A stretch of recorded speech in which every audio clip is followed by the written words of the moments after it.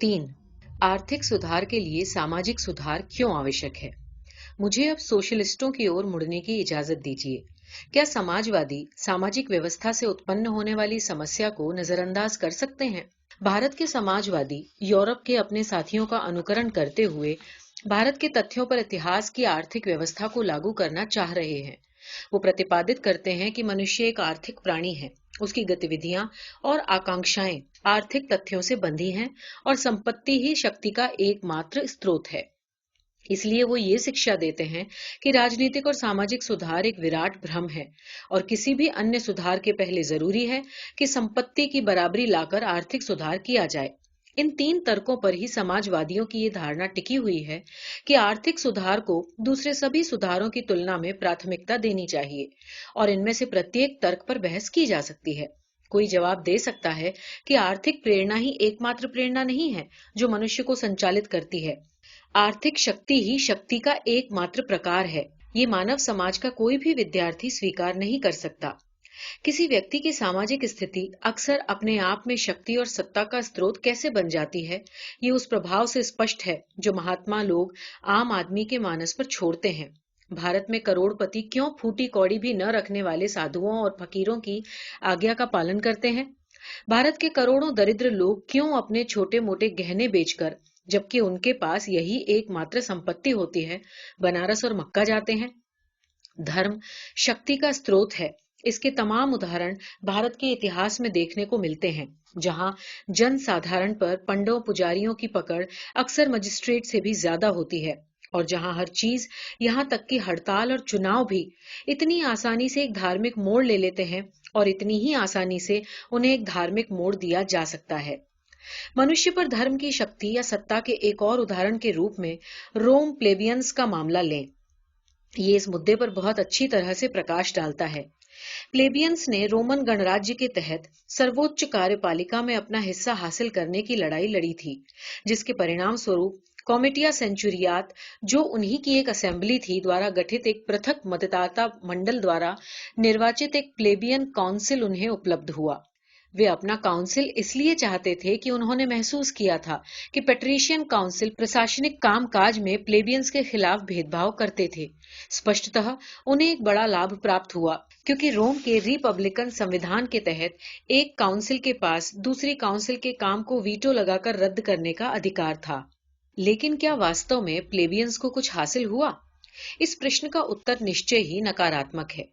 प्लेबियंस को कभी एक ऐसा प्लेबियन काउंसिल नहीं मिला जिसे एक मजबूत आदमी कहा जा सकता था और जो पेट्रिशियन काउंसिल के प्रभाव से स्वतंत्र होकर काम कर सकता था।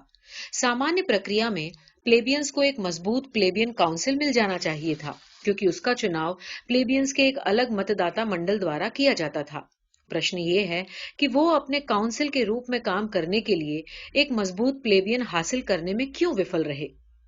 इस सवाल का उत्तर ये उद्घाटित करता है कि धर्म आदमियों के दिमाग पर कितनी मजबूती से राज करता है।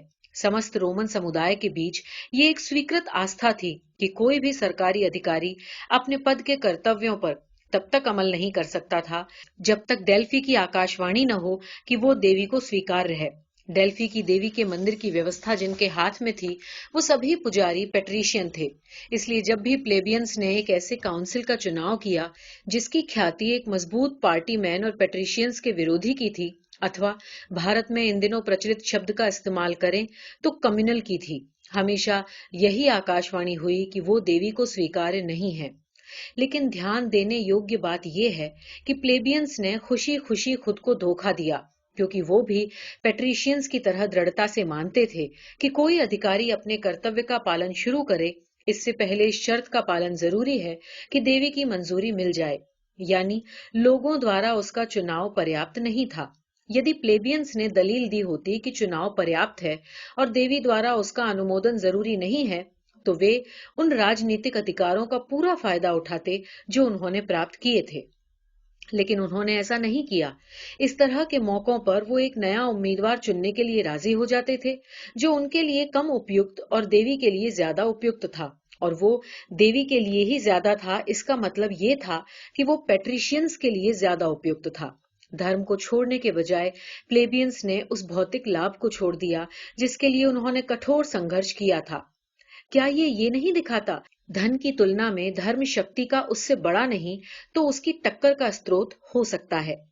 समाजवादियों की वैचारिक भूल ये मानकर चलने की है कि चूंकि यूरोप के समाज में संपत्ति ही शक्ति के स्रोत के रूप में प्रमुख है, तो भारत पर भी यही नियम लागू होता है, या यही नियम अतीत में भी यूरोप पर लागू होता था। धर्म, सामाजिक स्थिति और संपत्ति, ये तीनों शक्ति या सत्ता के स्रोत होते हैं जो दूसरे की स्वतंत्रता को नियंत्रित करने में किसी व्यक्ति को सक्षम बनाते हैं। फर्क सिर्फ इतना ही है कि इतिहास के किसी चरण में एक प्रमुख हो जाता है तो किसी में कोई दूसरा।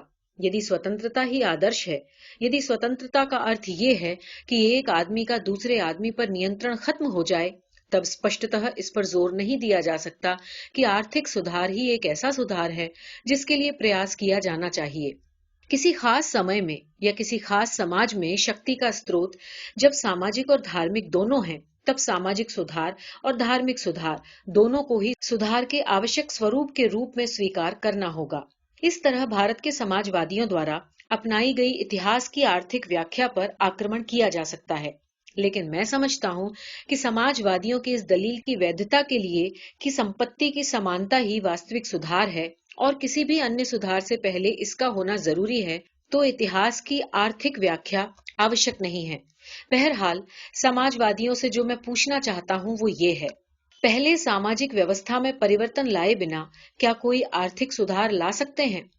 ऐसा लगता है कि समाजवादियों ने इस प्रश्न पर विचार नहीं किया है। मैं उनके साथ अन्याय नहीं करना चाहता। मैं एक प्रमुख समाजवादी नेता द्वारा मेरे एक मित्र को लिखे गए पत्र से एक उद्धरण प्रस्तुत करता हूं। इस उद्धरण में वो कहते हैं, जब तक एक वर्ग द्वारा दूसरे वर्ग के दमन और दुर्व्यवहार का लेश मात्र चिन्ह भी बचा हुआ है, तब तक मैं नहीं मानता कि हम भारत में एक स्वतंत्र समाज की स्थापना कर सकते हैं। चूंकि एक समाजवादी आदर्श में मेरा विश्वास है, अतः अपरिहार्य रूप से विभिन्न वर्गों और समूहों के बीच संपूर्ण समानता में मेरा विश्वास है। मेरे विचार से इस तथा दूसरी समस्याओं का सच्चा उपचार समाजवाद ही पेश करता है। अब जो सवाल मैं पूछना चाहता हूं वो ये है कि क्या किसी समाजवादी के लिए इतना ही काफी है कि विभिन्न वर्गों और समूहों के बीच संपूर्ण समानता में मेरा विश्वास है? ये कहना ही कि ये विश्वास काफी है बतलाता है कि इस बारे में समझ का पूर्ण अभाव है कि समाजवाद का मतलब दरअसल क्या है। यदि समाजवाद एक व्यवहारिक कार्यक्रम है और कहीं दूर बसने वाला और यथार्थ से कटा हुआ आदर्श नहीं है, तो किसी समाजवादी के सामने ये प्रश्न नहीं होता कि समानता में उसका विश्वास है या नहीं।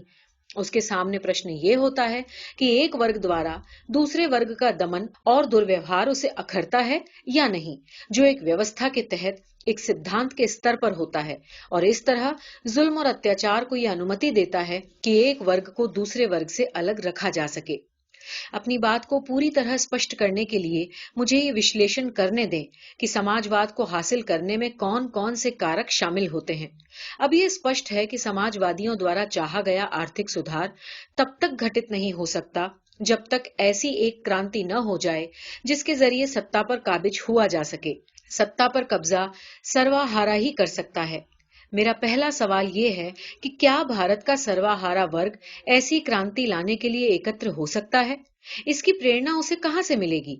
मुझे ऐसा प्रतीत होता है कि अन्य चीजें समान रहें तो ये कार्यवाही करने के लिए उसे एक ही चीज प्रेरित कर सकती है, और वो है ये भावना कि जिन लोगों के साथ वो काम कर रहा है वो समानता और बंधुत्व और सर्वोपरि न्याय के लिए संघर्ष कर रहे हैं। जब तक लोग ये नहीं जानेंगे कि क्रांति के बाद उनके साथ किसी प्रकार का कोई भेदभाव नहीं होगा तथा जाति और धर्म के आधार पर कोई पक्षपात नहीं होगा, तब तक वो संपत्ति की समानता लाने वाली क्रांति में शामिल नहीं होंगे। मुझे विश्वास है कि क्रांति का नेतृत्व करने वाले समाजवादी का ये आश्वासन काफी नहीं है कि जाति में उनकी आस्था नहीं है। ये आश्वासन ऐसा होना चाहिए जिसकी नींव और अधिक गहरी हो, अर्थात व्यक्तिगत समानता और बंधुत्व की भावना से उत्पन्न एक दूसरे के प्रति हम वतनों के नजरिए से पैदा होने वाला आश्वासन। क्या ये कहा जा सकता है कि भारत का सर्वहारा जो निर्धन है, अमीर और गरीब के बीच के फर्क को छोड़कर किसी और फर्क को मान्यता नहीं देता? यदि वास्तविकता ये है कि वो दूसरे फर्कों को भी मान्यता देते हैं, तो अमीरों के खिलाफ कार्यवाही में सर्वहारा वर्ग से किस तरह की मोर्चागत एकता की उम्मीद की जा सकती है? यदि सर्वहारा एक संयुक्त मोर्चा नहीं बना सकता, तो क्रांति कैसे हो सकती है? अगर तर्क के लिए ये मान लिया जाए कि किस्मत की मेहरबानी से क्रांति हो गई और समाजवादी सत्ता में आ गए, तो क्या उन्हें भारत में प्रचलित एक खास तरह की सामाजिक व्यवस्था से पैदा होने वाली समस्याओं का सामना नहीं करना पड़ेगा? मैं नहीं देख पाता। अगर तर्क के लिए ये मान लिया जाए कि किस्मत की मेहरबानी से क्रांति हो गई और समाजवादी सत्ता में आ गए, तो क्या उन्हें भारत में प्रचलित एक खास तरह की सामाजिक व्यवस्था से पैदा होने वाली समस्याओं का सामना नहीं करना पड़ेगा? मैं नहीं देख पाता कि जिन पूर्वाग्रहों के कारण भारत के लोग उच्च और निम्न, शुद्ध और अशुद्ध का भेद मानते हैं, उनके द्वारा उत्पन्न समस्याओं से दो दो हाथ किए बिना भारत में कोई समाजवादी राज्य एक सेकंड के लिए भी कैसे काम कर सकता है? यदि समाजवादी सिर्फ अच्छे अच्छे मुहावरों का उच्चारण कर संतुष्ट हो जाना नहीं चाहते, तो उन्हें ये बात माननी ही होगी कि सामाजिक सुधार की समस्या मूलभूत समस्या है और इससे बचने का कोई उपाय नहीं है। भारत में प्रचलित सामाजिक व्यवस्था एक ऐसा मसला है जिससे किसी भी समाजवादी को निपटना ही पड़ेगा। जब तक वो ऐसा नहीं करता, वो क्रांति के अपने लक्ष्य को प्राप्त नहीं कर सकता, और खुशकिस्मती से वो क्रांति करने में सफल हो जाता है, तब वो जिस लक्ष्य को प्राप्त करना चाहता है, उसके लिए सामाजिक व्यवस्था से उसे मोर्चा लेना होगा। ये एक ऐसा प्रस्ताव है जिस पर मेरे विचार से कोई विवाद हो ही नहीं सकता। समाजवादी अगर क्रांति से पहले जाति की ओर ध्यान नहीं देता, तो क्रांति के बाद उसे ऐसा करना ही होगा। ये इस बात को दूसरी तरह से कहना है कि आप किसी भी ओर मुंह कीजिए। जाति एक ऐसा राक्षस है जो आपका रास्ता रोकेगा ही नहीं, बल्कि काटेगा भी। जब तक आप इस दैत्य का वध नहीं करते, आप न राजनीतिक सुधार कर सकते हैं और न ही आर्थिक सुधार। 4. जाति सिर्फ श्रम का विभाजन नहीं है, ये श्रमिकों का भी विभाजन है। ये शर्म की बात है कि आज भी जाति का बचाव करने वाले लोग हैं। बचाव करने वाले बहुत से हैं। जाति का बचाव इस आधार पर किया जाता है कि ये श्रम विभाजन का ही दूसरा नाम है। अगर श्रम विभाजन प्रत्येक सभ्य समाज का एक आवश्यक लक्षण है, तो तर्क दिया जाता है कि जाति व्यवस्था में कुछ भी बुराई नहीं है। इस दृष्टिकोण के विरुद्ध जो पहली बात कही जानी चाहिए, वो ये है कि ये सिर्फ श्रम का विभाजन नहीं है, ये श्रमिकों का भी विभाजन है। सभ्य समाज में निश्चय ही श्रम विभाजन की जरूरत होती है, लेकिन किसी भी सभ्य समाज में श्रम विभाजन के साथ साथ श्रमिकों का अप्राकृतिक विभाजन इस तरह नहीं है कि श्रमिकों के एक वर्ग का सदस्य श्रमिकों के ही दूसरे वर्ग में शामिल न हो सके। जाति व्यवस्था सिर्फ श्रमिकों का विभाजन नहीं है, जो श्रम विभाजन से एकदम अलग है, बल्कि ये एक ऊंच नीच की ऐसी व्यवस्था है जिसमें श्रमिकों का विभाजन इस तरह किया जाता है कि एक श्रमिक दूसरे श्रमिक से ऊंचे पायदान पर खड़ा हो। किसी भी अन्य देश में श्रम विभाजन के साथ श्रमिकों का ये ऊंच नीच का सोपान क्रम नहीं है। जाति व्यवस्था के बारे में इस दृष्टि की आलोचना का एक तीसरा बिंदु भी है। श्रम का ये विभाजन स्वतः स्फूर्त नहीं है, न ही इसका आधार प्राकृतिक रुझान है। सामाजिक और व्यक्तिगत दक्षता की मांग ये है कि हम किसी भी व्यक्ति की क्षमता को इस ऊंचाई तक विकसित करें कि वो अपना व्यवसाय चुन सके और उसमें आगे बढ़ सके। जाति व्यवस्था में इस सिद्धांत का उल्लंघन होता है, क्योंकि ये व्यवस्था पहले से निर्धारित कर देती है कि किसी व्यक्ति का व्यवसाय क्या होगा, मूल क्षमताओं के प्रशिक्षण के आधार पर नहीं, बल्कि इस बात के आधार पर कि उसके माता पिता की सामाजिक हैसियत क्या है। एक अन्य दृष्टि से देखने पर व्यवसायों का ये स्तरीकरण जो जाति व्यवस्था का परिणाम है, निश्चित रूप से घातक है। उद्योग कभी भी स्थिर नहीं होते, उनमें तेजी से और अचानक तब्दीली आती है। इन तब्दीलियों के मद्देनजर व्यक्ति को अपना व्यवसाय बदलने की छूट होनी चाहिए। बदलती हुई परिस्थितियों के अनुसार अपने को समायोजित करने की इस आजादी के बिना किसी को भी अपनी जीविका अर्जित करने में कठिनाई होगी।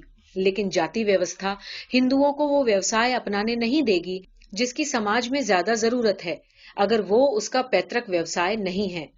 जो व्यवसाय उसकी जाति के लिए निर्धारित नहीं है, ऐसा कोई नया काम पकड़ने के बजाय कोई हिंदू भूखों मरता दिख रहा है, तो इसका कारण जाति व्यवस्था में पाया जा सकता है। व्यवसायों के पुनर्संयोजन की अनुमति न देने के कारण जाति देश भर में दिखाई पड़ने वाली बेकारी के एक बड़े हिस्से का प्रत्यक्ष कारण बन जाती है। श्रम विभाजन के एक रूप के तौर पर जाति व्यवस्था में एक और गंभीर दोष है। जाति व्यवस्था द्वारा पैदा किया गया श्रम विभाजन निजी चुनाव पर आधारित विभाजन नहीं है। निजी भावना, निजी प्राथमिकता के लिए यहाँ कोई स्थान नहीं है। ये पूर्व निर्धारण के रूढ़ सिद्धांत पर आधारित है।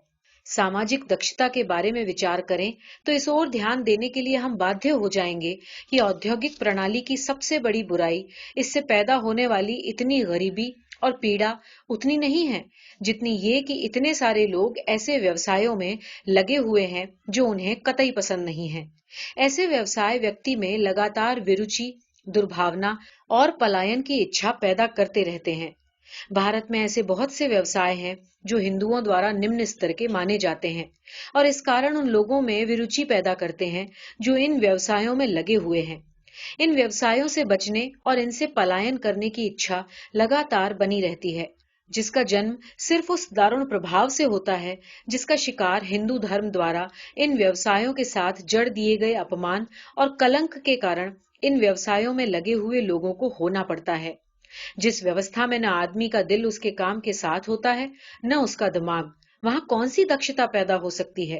अतः एक आर्थिक संगठन के तौर पर जाति चूंकि मनुष्य की नैसर्गिक क्षमताओं और रुझानों को सामाजिक नियमों की अनिवार्यता के अधीन कर देती है, इसलिए ये एक हानिकारक संस्था है। 5. जिस नस्लीय शुद्धता का अस्तित्व ही नहीं, जाति उसे नहीं बनाए रख सकती। कुछ लोगों ने जाति व्यवस्था का बचाव करने के इरादे से एक जीव वैज्ञानिक गड्ढा खोद रखा है।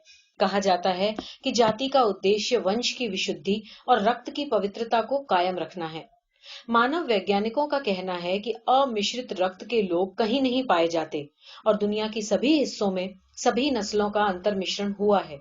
भारत पर यह बात विशेष रूप से लागू होती है।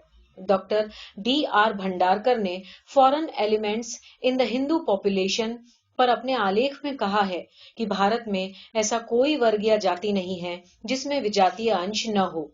लड़ाकू समुदायों, राजपूतों और मराठों में ही नहीं, ब्राह्मणों में भी, जिन्हें ये सुखद भ्रम है कि वो विदेशी तत्व से मुक्त हैं, विदेशी रक्त का मिश्रण हुआ है। अतएव ये नहीं कहा जा सकता कि जाति व्यवस्था का विकास जातियों के अंतर मिश्रण को रोकने या रक्त की शुद्धता बनाए रखने के साधन के रूप में हुआ। तथ्य की बात यह है कि जाति व्यवस्था का जन्म विभिन्न जातियों के रक्त और संस्कृति का सम्मिश्रण संपन्न हो जाने के बहुत बाद में हुआ। ये मानकर चलना कि जाति के भेद वास्तव में नस्ल के भेद हैं, विभिन्न जातियों के साथ इस तरह व्यवहार करना मानो वो विभिन्न नस्लों के लोग हैं, तथ्यों का बहुत ही गंभीर विकृतीकरण है। पंजाब के ब्राह्मण और मद्रास के ब्राह्मण के बीच नस्लीय समानता क्या है? बंगाल के अस्पृश्य और मद्रास के अस्पृश्य के बीच नस्लीय समानता क्या है? पंजाब के ब्राह्मण और पंजाब के अस्पृश्य के बीच नस्लीय विभिन्नता क्या है? मद्रास के ब्राह्मण और मद्रास के परिया, जो कि वहां की निम्नतम मानी जाने वाली जाति है, के बीच नस्लीय भिन्नता क्या है? नस्ल की दृष्टि से पंजाब का ब्राह्मण और पंजाब का चमार वस्तुतः एक ही नस्ल के हैं और मद्रास के ब्राह्मण और मद्रास के चमार भी एक ही नस्ल के। जाति व्यवस्था नस्लों का विभाजन नहीं करती। जाति व्यवस्था एक ही नस्ल के लोगों के बीच सामाजिक विभाजन है। ये मान भी लें कि ये विभाजन नस्लीय है, तो यदि भारत में विभिन्न जातियों के बीच अंतर जातीय विवाहों के द्वारा नस्ल और रक्त का अंतर मिश्रण होने दिया गया होता तो इससे क्या नुकसान हो सकता था? मनुष्य और पशुओं में इतनी गहरी भिन्नताएं हैं कि विज्ञान की नजर में मनुष्य और पशु दो अलग अलग प्रजातियां हैं। लेकिन जो वैज्ञानिक नस्लीय शुद्धता में विश्वास करते हैं, वो भी ये दावा नहीं करते कि विभिन्न नस्लें मनुष्यों की विभिन्न प्रजातियां हैं। वे सब एक ही प्रजाति के विविध नमूने हैं। इसलिए वो एक दूसरे से यौन संबंध बना सकते हैं और ऐसा बच्चा पैदा कर सकते हैं जिसमें खुद बच्चा पैदा करने की क्षमता हो और जो अनुर्वर न हो। जाति व्यवस्था के बचाव में वंशानुक्रम और प्रजनन विज्ञान को लेकर तमाम तरह की वाहियात बातें की जाती हैं और यदि जाति व्यवस्था का गठन सुप्रजनन विज्ञान के बुनियादी सिद्धांतों के अनुसार हुआ होता तो शायद ही इस पर किसी को कोई ऐतराज होता, क्योंकि स्त्री पुरुष के बीच विवेक संगत युग्मता से यदि नस्ल का सुधार होता है तो शायद ही किसी को इस पर कोई ऐतराज हो। लेकिन किसी की भी समझ में ये नहीं आ सकता कि जाति व्यवस्था इस विवेक संगत युग्मता का प्रबंध कैसे कर सकती है? जाति व्यवस्था एक नकारात्मक चीज है। ये सिर्फ विभिन्न जातियों के व्यक्तियों को एक दूसरे से विवाह करने पर रोकती है। किसी खास जाति के किन्हीं दो व्यक्तियों का परस्पर विवाह होना चाहिए, ये चयन करने का जाति कोई सकारात्मक तरीका नहीं है। अगर जाति व्यवस्था का उद्गम सुप्रजनन विज्ञान से होता, तब उप प्रजातियों का उद्गम भी सुप्रजनन विज्ञान से होना चाहिए। लेकिन क्या कोई भी आदमी गंभीरता से ये दावा कर सकता है कि उपजातियों के उद्गम की व्याख्या सुप्रजनन विज्ञान से की जा सकती है? मेरे विचार में ऐसे किसी प्रतिपादन के पक्ष में तर्क करना मूर्खतापूर्ण है और इसकी वजह बहुत ही स्पष्ट। यदि जाति का अर्थ नस्ल है, तब उपजातियों का अर्थ नस्ल में फर्क नहीं हो सकता, क्योंकि उपजातियां अपनी परिभाषा से ही एक ही नस्ल का उपविभाजन है। परिणाम स्वरूप उपजातियों के बीच रोटी बेटी के रिश्ते की मनाही नस्ल या रक्त की शुद्धता बनाए रखने के लिए नहीं हो सकती। यदि उपजातियों के उद्गम का संबंध प्रजनन विज्ञान से नहीं है, तो इस दावे में कोई सार नहीं हो सकता कि जातियों का उद्गम सुप्रजनन विज्ञान से है। पुनः यदि जाति का उद्गम सुप्रजनन विज्ञान में है, तो अंतर जातीय विवाह पर प्रतिबंध को समझा जा सकता है। लेकिन जातियों और उपजातियों के बीच अंतर भोज पर रोक लगाने का क्या उद्देश्य है? एक साथ बैठकर भोजन करने से रक्त तो अशुद्ध नहीं होता, और इसलिए इससे नस्ल में सुधार या ह्रास भी नहीं हो सकता। इससे सिद्ध होता है कि जाति का कोई वैज्ञानिक उद्गम नहीं है, और जो इसे सुप्रजनन विज्ञान पर आधारित सिद्ध करने की कोशिश कर रहे हैं, वो एक निहायत अवैज्ञानिक चीज का समर्थन विज्ञान के माध्यम से करने का प्रयास कर रहे हैं। आज भी जब तक हमें वंशानुगतता के बारे में निश्चित जानकारी न हो जाए, सुप्रजनन विज्ञान एक व्यवहारिक संभावना नहीं बन सकता।